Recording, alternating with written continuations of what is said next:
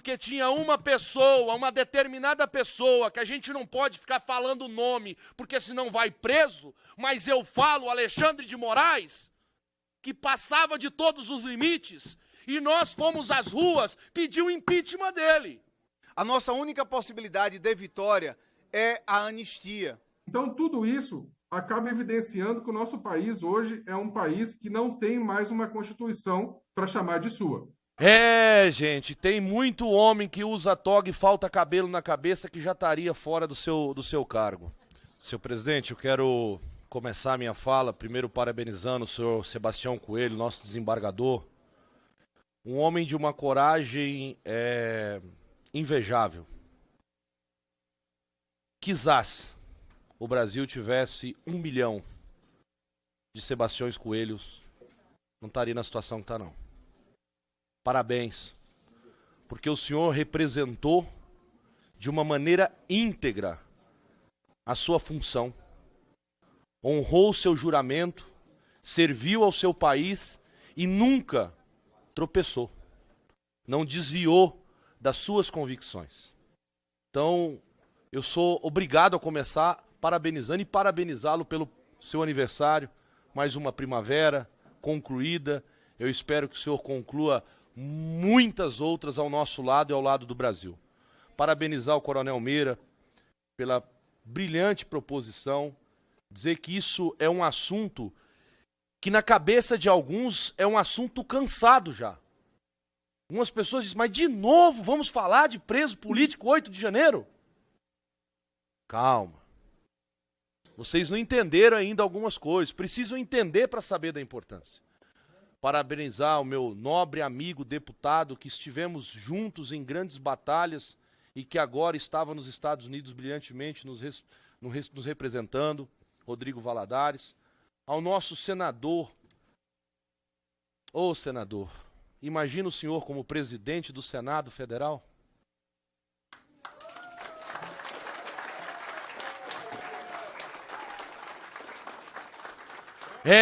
Gente, tem muito homem que usa toga e falta cabelo na cabeça que já estaria fora do seu cargo.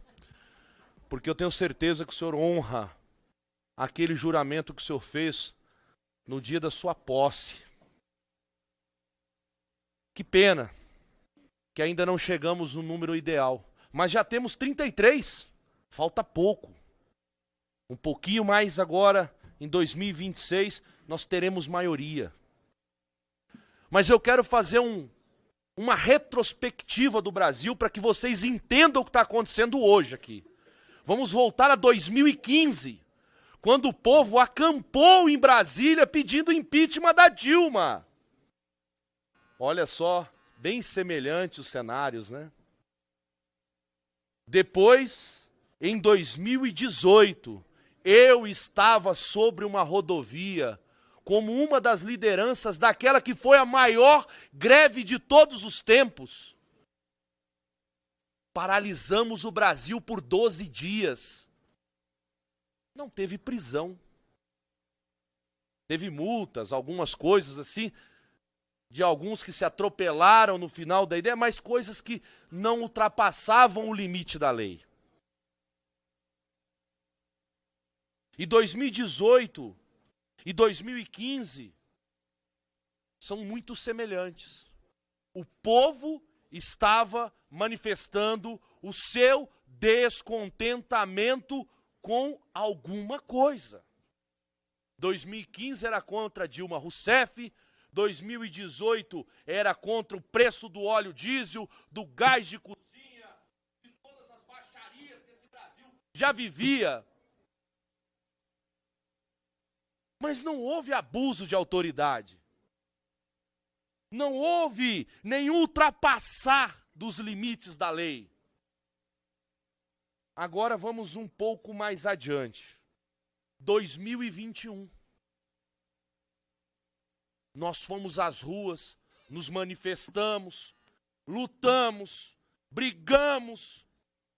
Por quê?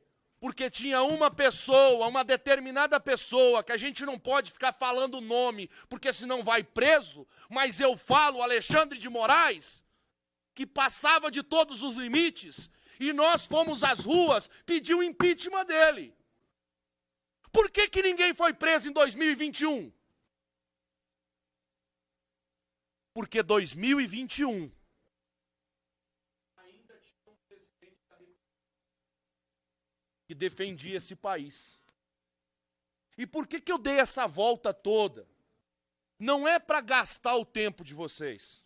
É para que a gente entenda que em outros momentos da história, e se nós voltarmos em 64, na Marcha das Margaridas, foi aonde houve a maior revolução de todos os tempos, que aí sim teve uma intervenção militar, e que aí não vamos discutir méritos, mas falando de manifestações populares que tiveram resultado positivo, pelo menos por aquele momento naquilo que se buscava, e não houve ultrapassar da lei. O Brasil funcionava de uma maneira ainda capenga, porque a gente só descobriu que o Brasil era capenga com Bolsonaro. Porque antes do Bolsonaro, a gente não entendia a crise de 2015 que me quebrou. A gente não entendia, a gente tinha pouco conhecimento, mas quando entrou o Bolsonaro no poder, a gente pôde entender o que era a política, a corrupção da política.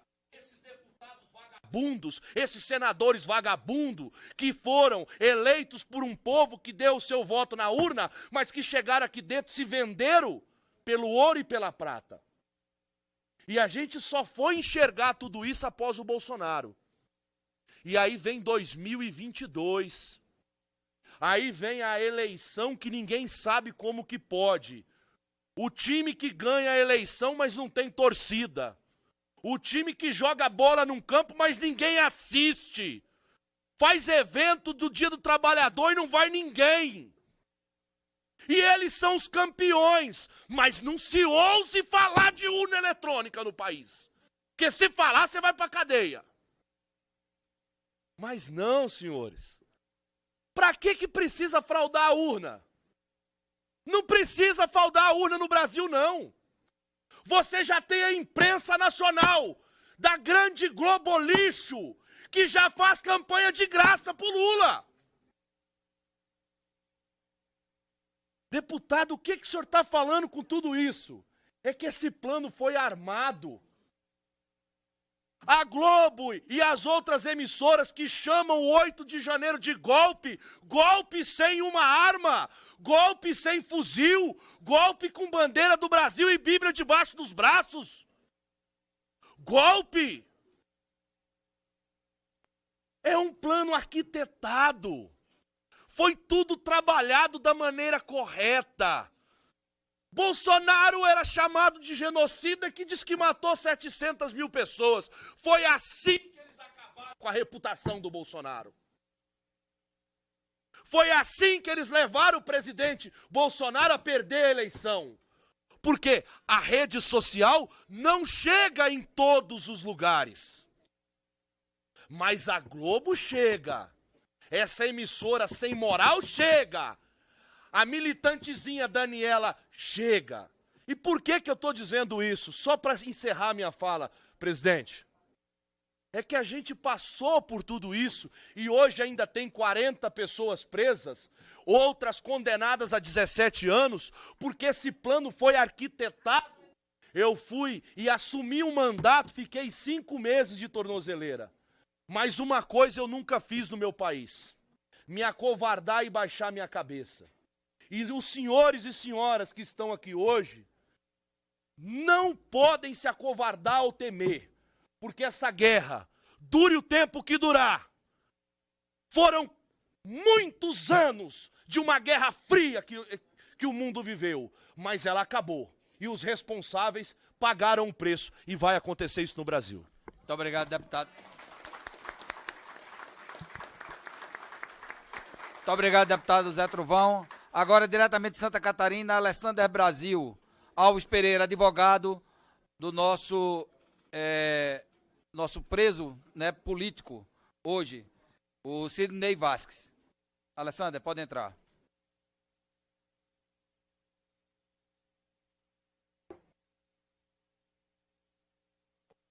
Liga o áudio, por favor.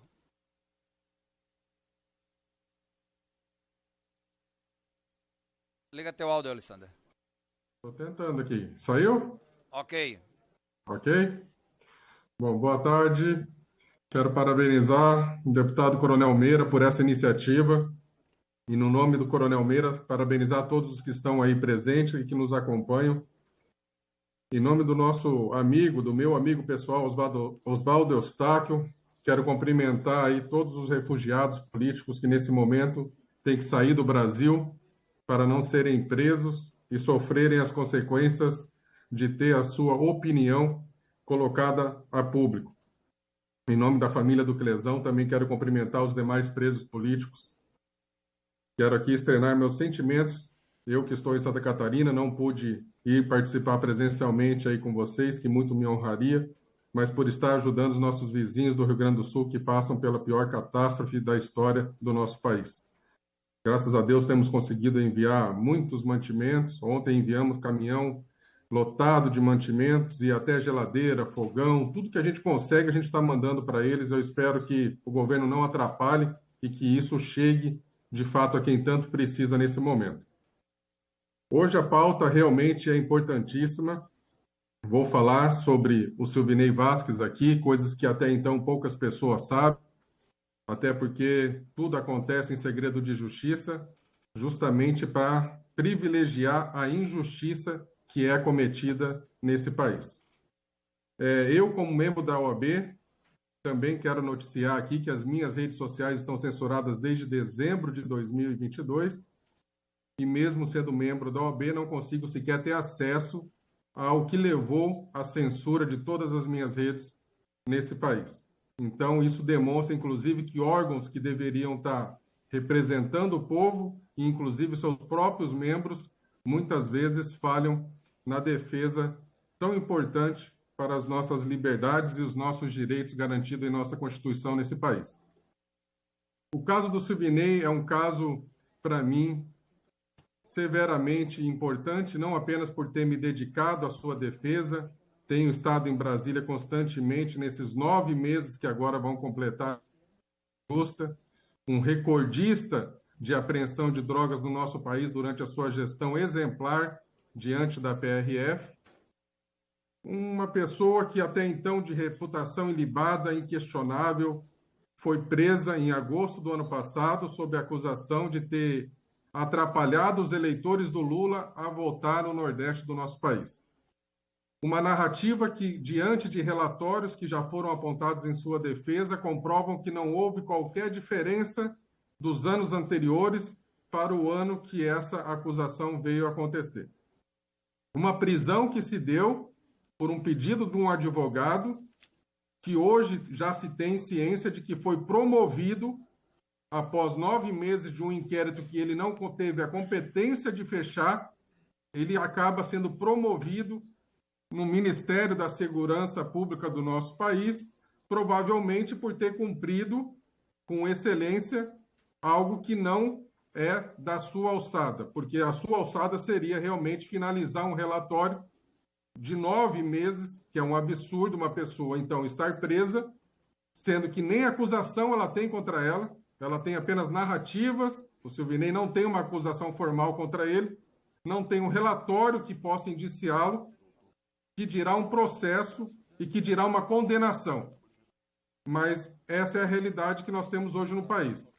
Uma pessoa que foi exemplo na segurança pública do nosso país está presa há 9 meses e diante de todos os pedidos que a defesa vem fazendo nesses 9 meses, todos vêm sendo negados.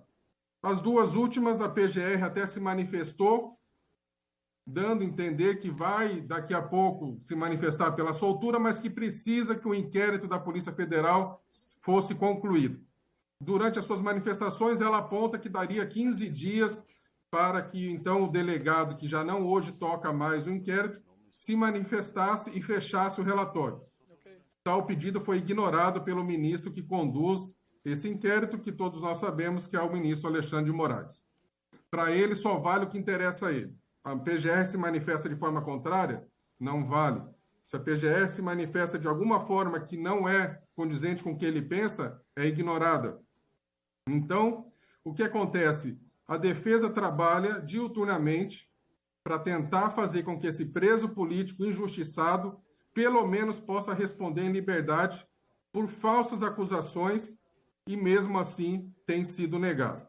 Quero aqui ressaltar que a prisão dele, além de injusta, está sendo na Papuda. Diferente do que foi com o ministro da Justiça, o Anderson Torres, que foi preso no batalhão da PM, o Silvinei foi levado para Papuda. O Silvinei é um cidadão catarinense. Poderia, ao menos, estar aqui no seu estado. Mas mandaram um avião da Polícia Federal, recolheram em Santa Catarina, fizeram disso um ato faraônico. Tipo, estamos prendendo o número 1 da PRF do ex-presidente Bolsonaro. E colocaram ele na Papuda com presos comuns. Presos que foram presos, inclusive, por tráfico de drogas e todas as ações possíveis que o próprio Silvinei foi, naquela época, o nome máximo e que gerou a prisão dessas pessoas. Recentemente, Silvinei começou a ter problemas com presos lá, não se bastasse todo o infortúnio, e ao ponto que nós tivemos que intervir para que houvesse transferência de um ou outro preso para garantir o mínimo necessário da segurança de vida do Silvinei. No primeiro mês de detenção, perdeu 10 quilos, é celíaco, não pode consumir absolutamente nada que venha do trigo. Ou seja, tudo que serviam para ele, se ele tentasse comer, colocava para fora. Então já passou um sério risco de perder a própria vida já chegando na Papuda. Solicitamos que pelo menos fizessem a transferência dele, ou para o batalhão do próprio Distrito Federal, ou que ele pudesse voltar para o Estado e fazer, então, o cumprimento da sua prisão por aqui. Todos os pedidos foram negados. A cabeça do homem, nesse momento, como é que fica? Ainda assim, ele está tirando forças da onde não tem para fazer uma prova da OAB, passou na primeira fase, vai fazer agora a segunda fase pela segunda vez, por conta de 2/10 não foi aprovado na segunda fase na primeira tentativa, para que pelo menos, tendo a OAB, não lhe seja negado uma prisão especial. Pois o argumento, quando foi negado a prisão a ele no batalhão, ou qualquer outra prisão especial, é de que ele não detinha esse direito. Agora, com a OAB, pelo menos essa lei, tomara eu que seja seguida quando ele concluir com êxito essa prova da segunda fase, que será feita na próxima semana. Mas a relação aqui, então, em a culpabilidade do Silvinei e uma perseguição política para mantê-lo preso, para mim fica fortemente evidenciada. As pessoas já não têm mais nem, vamos dizer assim, não tem mais vergonha de expor que um delegado que manteve Silvinei preso por 9 meses, sem fechar o seu inquérito, nesse momento é promovido a um dos nomes máximos ligado à pasta do ministro Lewandowski. Ou seja, não se tem mais vergonha. As pessoas cumprem um combinado entre eles, ligado ao que esse governo deve pensar ser bom para ele, e contrário a quem era da gestão anterior, que simplesmente promove o delegado ainda durante o inquérito da pessoa que está presa indevidamente. Então, tudo isso acaba evidenciando que o nosso país hoje é um país que não tem mais uma Constituição para chamar de sua. Nós temos o que o governo e os seus ministros aliados querem para si como uma realidade totalmente tortuosa, da qual nós, membros da OAB, advogados, estudamos e nos formamos para defender. Então fica aqui o meu registro de uma pessoa que está sendo muito injustiçada, como muitas outras que estão em Brasília, mas o Silvinei, que sempre teve uma postura ilibada, além de estar enfrentando tudo isso, estão tentando desfazer a sua aposentadoria, desfazendo a sua aposentadoria, querem demiti-lo por justa causa e ainda querem aplicar a ele uma multa milionária de mais de 2 milhões por supostamente ter usado a estrutura da PRF para impedir que os eleitores do Lula fizessem a sua votação. Esses são os relatos que eu passo para vocês nesse momento e, mais uma vez, muito obrigado pela minha participação. Queremos registrar desde o início dos trabalhos a presença do Dr. Paulo Faria, advogado, né, do nosso ex-deputado federal, Daniel Silveira, que também é um dos injustiçados. Essa casa se curvou, essa casa se agachou, tá certo? Com Daniel Silveira. Isso é um dos maiores crimes que foi cometido pela Câmara Federal. Ainda bem que eu não fazia parte, tá certo, deste momento nesta casa. Quero pedir agora para o nosso deputado Rodrigo Valadares a palavra. Passamos a palavra para ele. Obrigado. Obrigado, presidente Meira. Prometerei ser muito breve. Quero começar, Meira, cumprimentando, não aqui à mesa, mas sim aos familiares das vítimas e estender os nossos cumprimentos a todas as vítimas desse momento terrível que o Brasil vem passando, os momentos mais negros da história do nosso país. Saibam que vocês estão em nossas orações e que Deus possa abençoá-los, blindá-los e sustentá-los nesse deserto que cada um de vocês está passando, que o nosso país está passando. Primeiro, eu quero lhe parabenizar pela coragem da realização dessa audiência pública. O nosso país, em momentos de crise, em momentos históricos, precisa de homens e mulheres de coragem. E aqui surge, né, mais um dentre tantos que estão se levantando contra esse momento negro que o Brasil vive. Cumprimentar o senador Eduardo Girão, senador, né, referendo às palavras do deputado Zé Trovão, né, se o senhor fosse presidente daquele Senado, imagine, se nós tivéssemos 30, Eduardo Girão, imagine a situação diferente que nós teríamos em nosso país. Cumprimentar o doutor Sebastião Coelho, parabenizar pela sua coragem, dizer que o senhor é uma referência para todos nós, cumprimentar nosso deputado estadual pelo estado de Pernambuco, os deputados federais que estão aqui, Zé Trovão, o deputado Farru, o deputado Caveira, nosso ministro Osmar Terra, nosso deputado Nicolas Ferreira, futuro presidente do Brasil, quero estar lá para ser o seu apoiador.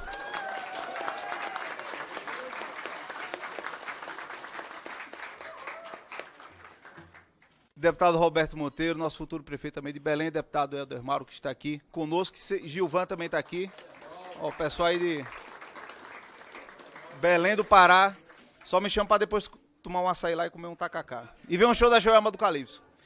Ó, eu vou ser muito breve aqui no meu discurso, talvez eu vá até numa linha um pouco diferente, né, dos demais oradores aqui desta tarde. O doutor Cláudio Caivano começou muito bem com a frase que começou do Montesquieu, né? Eu que tive a oportunidade de ler O Espírito das Leis, é um livro de 1756, a segunda metade do século XVIII. Você imagina que naquela época o judiciário era o menor dos poderes, e aquele livro é feito para reequilibrar os poderes, dando poder ao judiciário, né? Um livro pós-absolutista que chega ali dentro do iluminismo, e o judiciário, que não era nada, se transformou nesse monstro com esteroides que a gente está vendo. Nesse grande Leviatã. E quando a gente vai ver a discussão do dia 8, eu não quero ser repetitivo, infelizmente nós temos que saber aonde estamos e aonde queremos chegar. Qual resultado nós queremos ao final de tudo isso. Porque não é, Meira, não vai ser, é o Twitter do Elon Musk que vai nos salvar, é essa audiência que vai nos salvar, é a nossa ida a Washington que vai nos salvar. Não, será uma série de ações dentro das armas que temos, com o objetivo que nós queremos, que é a liberdade das vítimas do dia 8. Nós temos que entender primeiro aonde nós estamos. Dentro do direito, doutor Sebastião, nós iremos vencer. Dentro do processo, nós iremos vencer. O devido processo legal está sendo respeitado no Brasil? Eu diria não. O princípio do juiz natural está sendo respeitado, ou nós estamos num tribunal de exceção? O foro é adequado, ou nós temos cidadãos comuns sendo julgados pela maior corte do país, dentro de um inquérito que não teve a iniciativa do Ministério Público, já é um inquérito ilegal?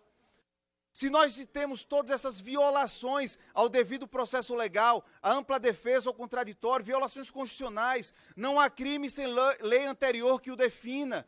Existe lei para isso que aconteceu? Fizeram um cambalacho, colocaram dentro de uma lei de subversão do Estado Democrático de Direito. Gente, isso é um crime impossível. É que nem se eu quiser dar um exemplo do que é um crime impossível. Eu quero matar o Meira, e para matar o Meira eu vou utilizar uma pena de ganso para matar ele. Eu nunca responderei por tentativa de homicídio, porque os meios por si só tornam impossível a realização daquela conduta que eu desejo, que é o homicídio. Da mesma forma que no dia 8, os meios utilizados eram impossível de ocorrer o resultado golpe de Estado, tentativa de subversão do Estado Democrático de Direito, pelos meios impossíveis que ocorresse aquele resultado. Mas nós temos que entender que dentro do direito, infelizmente, o jogo já está jogado. Infelizmente, dentro desse campo, nós não venceremos. E qual será a nossa possibilidade de vitória, cumprimentando o deputado Gaia, deputado corajoso. Foi ele que fez a nossa missão lá para Washington, para que a gente pudesse denunciar as ilegalidades. Se dentro do direito já está desenhado que existe a impossibilidade da nossa vitória, e eu volto agora, comecei e vou finalizar com o discurso do Dr. Cláudio Caivano. A nossa única possibilidade de vitória é a anistia.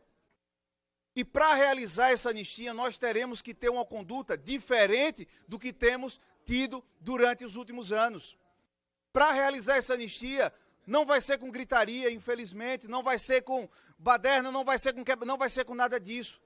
Para ter essa anistia, que é o resultado que nós queremos, que é a liberdade, vai ter que ser feita uma anistia com muita cautela, com muito diálogo, com muito entendimento.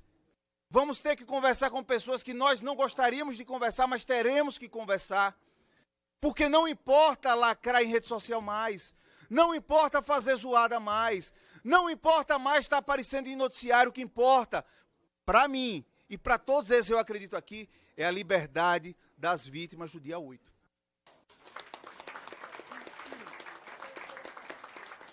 O recado que eu quero deixar é esse. O Dr. Cláudio foi muito feliz no seu discurso. Nós temos um PL que está na CCJ.